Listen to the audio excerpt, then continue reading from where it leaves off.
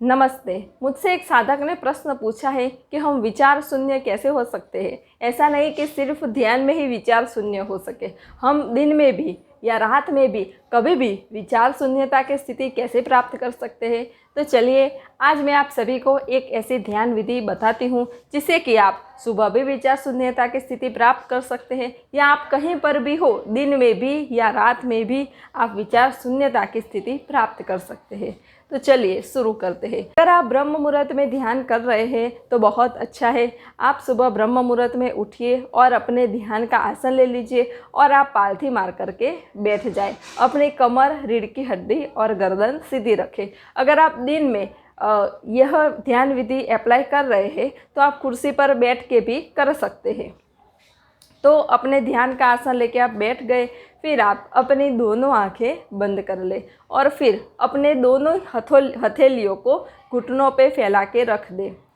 दोनों हथेलियों को घुटनों पे फैला के रखने के बाद आप अपनी आंखें धीरे से बंद करें।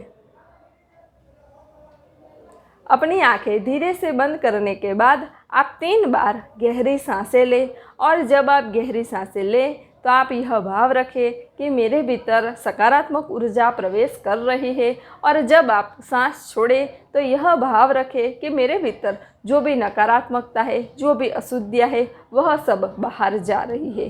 तो चलिए आप भी मेरे साथ 3 सांसें लीजिए।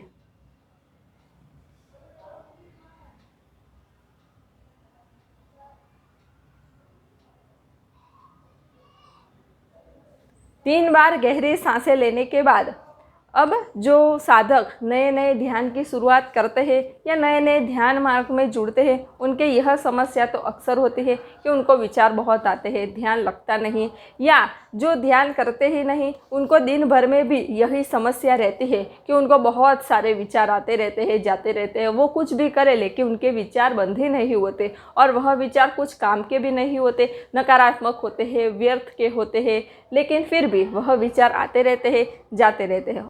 और कई सारे मनुष्य को तो दिन में भी इतने सारे विचार आते हैं कि उन विचारों की वजह से वह जो भी कार्य कर रहे हैं वह कार्य भी ठीक से कर नहीं पाते और उस कार्य में भी उन्हें असफलता मिलती है।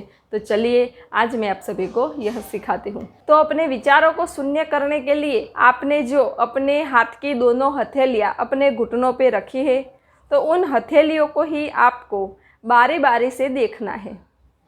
अपनी आंखें बंद कर ले। पहले अपनी बाएं हथेली को देखें।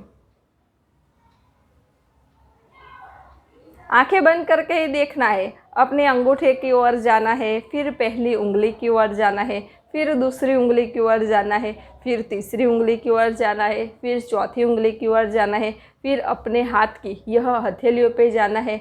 यानी आपको अपने पूरे हाथ की हथेली पे घूमना है। 5 मिनट इस हथेली पे घूमना है, फिर 5 मिनट इस हथेली पे घूमना है।